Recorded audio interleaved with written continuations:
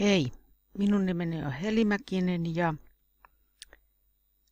kokeilen tehdä opetusvideota, jonka aiheena on tällaisen videon tekeminen.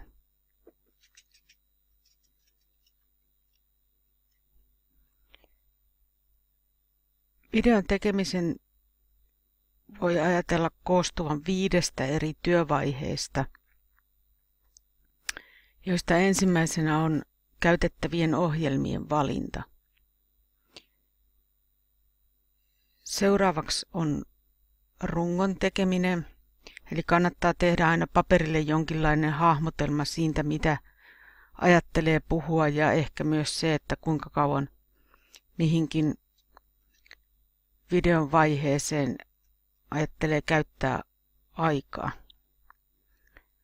Kolmanneksi on sitten nauhoittaminen.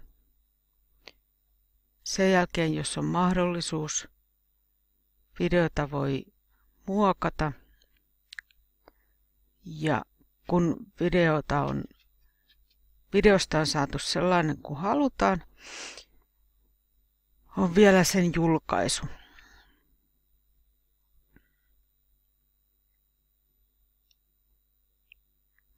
Tähän omaan videoon mä valitsin ohjelmaksi Screencast-O-Maticin nauhoitukseen ja YouTuben tähän julkaisemiseen. Screencast-O-Matic sen takia, että muutama opiskelukaveri oli kokeillut sitä ja heillä oli myönteisiä kokemuksia. Ja lisäksi ehkä se tärkein kriteeri on se, että tämä Screencast-O-Matic on ilmainen, mikä pätee tietenkin näihin molempiin ohjelmiin. Sen lisäksi molemmat ohjelmat on helppoja käyttää ja ne on helppo tuolta netistä löytää ja asentaa koneelle.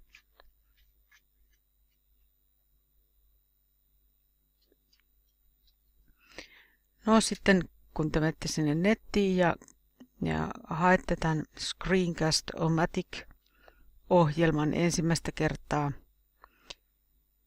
pääsette tällaiselle sivulle ja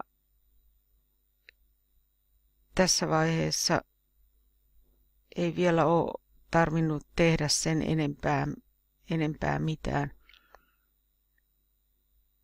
Eli painatte Start Recording ja eteenne aukeaa tämän näköinen sivu. Tässä vaiheessa, jos haluaa ostaa omakseen Screencast-O-Matic-ohjelman, sen saa $15. Sillä saavuttaa ehkä sen, että noita editointityökaluja parempia on sitten mahdollisuus käyttää. Mutta jos jatkaa tällä ilmaisella versiolla, niin tämä ohjelma pyytää lataamaan ja asentamaan tämän ilmaisversion. Eli sitten vaan painetaan tuolta Download Launcher ja ohjelma aloittaa koneelle lataamisen. Tuo lataaminen kestää sellaisen parisen minuuttia ja sen parin minuutin kuluttua pääsette, aukeaa automaattisesti tällainen sivu, mistä voi sitten vielä uudelleen palata taaksepäin tai sitten tilata sen maksullisen version tästä Screencast-O-Maticista. Mutta jos haluaa jatkaa ilmaisella versiolla, niin painaa tuolta Screencast-O-Matic logoa tai sitten yhtä hyvin tuota Start Recorder alempana tuota palkkia, niin molemmista sitten pääsee nauhoitustilaan. Ja tässä vaiheessa ei ole vielä kiirettä sitten ajatella, että nyt aloitetaan nauhoittaminen, vaan voi katsoa tämmöisen lyhyen esittelyn tästä ohjelmasta. Eli tuolla mustavalkoisen viivotuksen sisällä olevaa täppää kun painaa, niin saa sitten sen videoesittelyn näkyville. Ja se kyllä kannattaakin katsoa. Sieltä saa ihan hyviä vinkkejä. Mutta kun me mennään tonne Start Recording, eli jatkamme sitä ajatusta, että nauhoitamme, niin se tulee tämän näköinen näkymä esille. Ja nyt sitten tässä vaiheessa on hyvä aika ottaa se tausta, minkä tonne video haluaa. Eli jos sinne haluaa esimerkiksi jonkun PowerPoint-esityksen, niin silloin avataan toi PowerPoint ja haetaan sitten se PowerPoint-esitys tonne pohjalle. Ja sen lisäksi vielä pitää muistaa, että laittaa sen PowerPointin sinne diamoodiin, että siellä on tosiaan toi koko ruudun täyttävä alue tulee näkyville. No nyt siellä on sitten valittuna PowerPoint-esitys pohjalla ja toi mikä tuolla näkyy, toi mustavalkoinen ruutu, mustavalkoinen viivotus, niin sen sisällä oleva ruutu on sitten sen videon tausta, mikä tulevassa videossa tulee näkyviin. Tässä kohtaa sinne aukeaa myös tämmöinen musta palkki, josta voi valita sen, että haluaako pelkästään tuon näytön näkyville, haluaako pelkästään kameran kuvan näkyville vai niin kuin tässä mun esityksessä, niin haluaako sitten molemmat näkyville. Ja tässä vaiheessa voi vielä sitten tarkistaa ton mikrofonin toimivuuden ja sitten voi vaihtaa tuota kuvaruudun kokoa. Se tosin onnistuu myös ihan hiirellä tuon mustavalkoisen viivotuksen muuttamista, hiirellä klikkaamista ja vetämistä.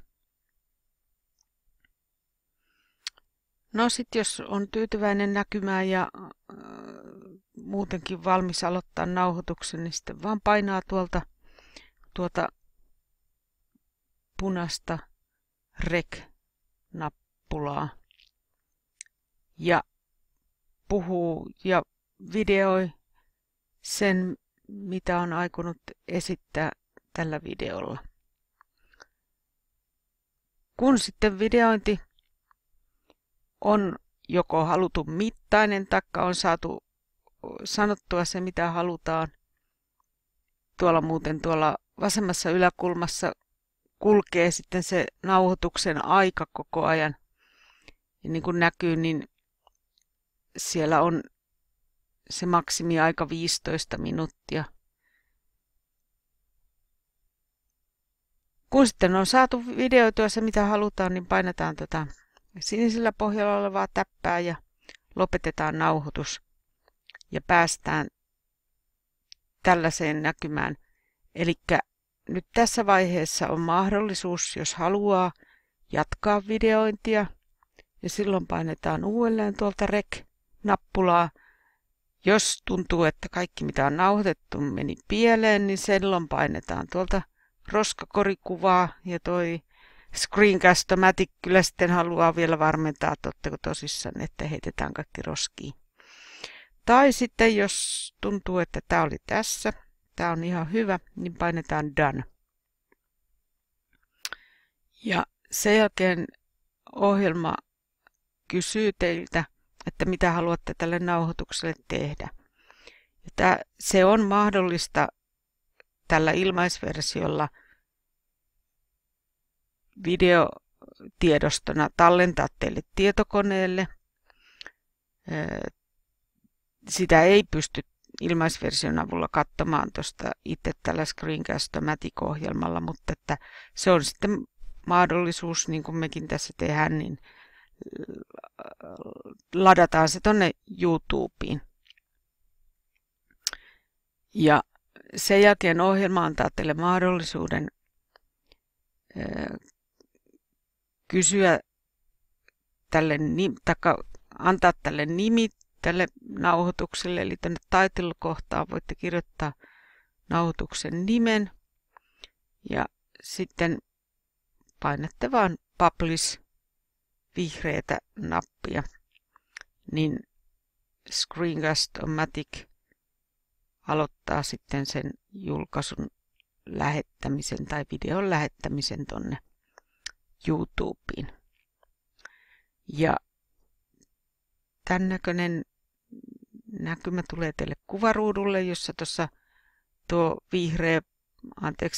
tummempi sininen palkki kasvaa sitä myöten, mitä lataus menee eteenpäin, ja kun se on valmis, niin sen jälkeen sitten voitte joko avata sen siellä YouTubessa Open Upload tai sitten painaa Done, jolloin tämä ohjelma eli Screencast-O-Matic lopettaa sitten toimintansa.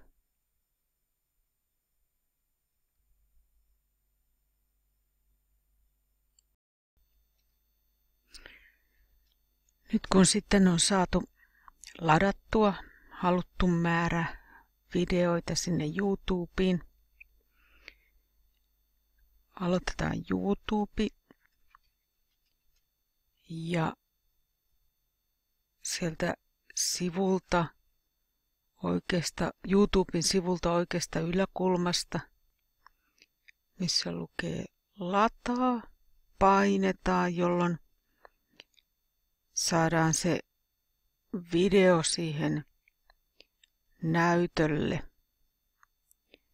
Ja kun tämä oma video on tässä näytöllä, painetaan tuosta videon alapuolella olevasta videon hallintaohjelma-nappulasta ja päästään sinne videohallintaohjelmasivulle. Ja tässä vaiheessa, jos ei ole vielä hakenut niitä haluttuja videoita, niin voi hakea ne ladattavat videot tähän kohtaan. Ja kun ne on hakenut, niin painaa tuolta oikeasta alakulmasta tätä saksien kuvaa, jolloin pääsee sinne videoiden muokkaustilaan. Nyt tässä videon muokkaustilassa on 2 nauhoitetta, jotka on tehnyt. Ja silloin sitten, kun näistä nauhoitteista haluaa tehdä yhden kokonaisen videon, hiirellä klikaten tuolta noista videoiden pienistä kuvista vedetään ne tuohon alakohtaan, alapalkille, ja sen jälkeen niille voi vielä halutessaan tuolta esimerkiksi sävyjä vaihtaa tai lisätä musiikkia. Ja sen jälkeen, kun on tästä videosta tämmöisellä yksinkertaisella editointiohjelmalla tehnyt sellaisen kuin haluaa, painetaan tuolta luo video -nappulaa tuolta oikealta ylhäältä. Sen jälkeen YouTube tekee näistä videopätkistä yhden kokonaisen videon.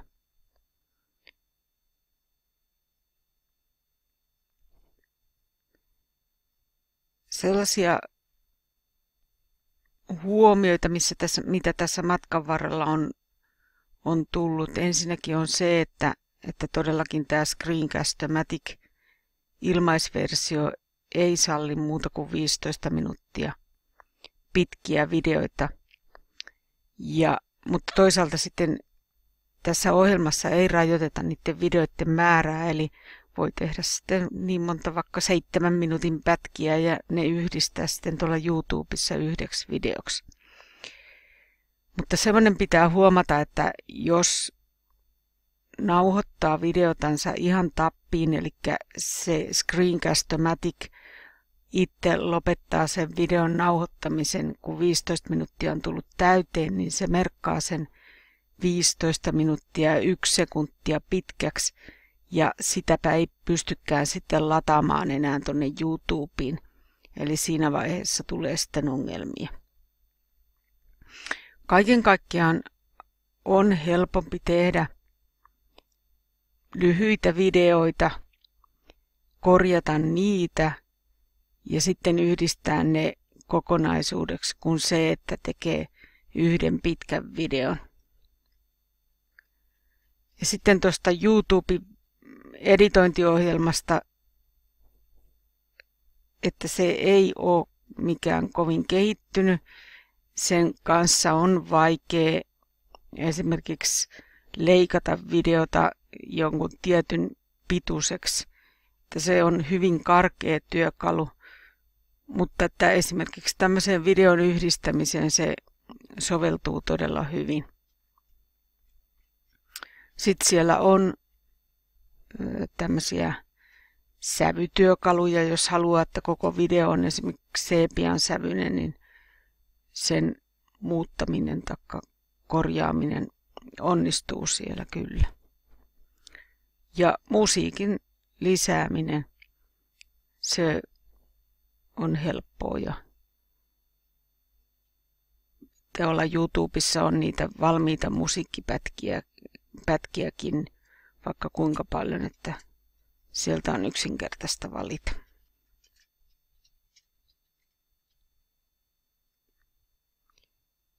Ja ei oikeastaan mitään muuta lopuksi kuin iloa videon tekemiseen. Ei se ole niin vaikeata kuin mitä ensimmäisenä ajattelin.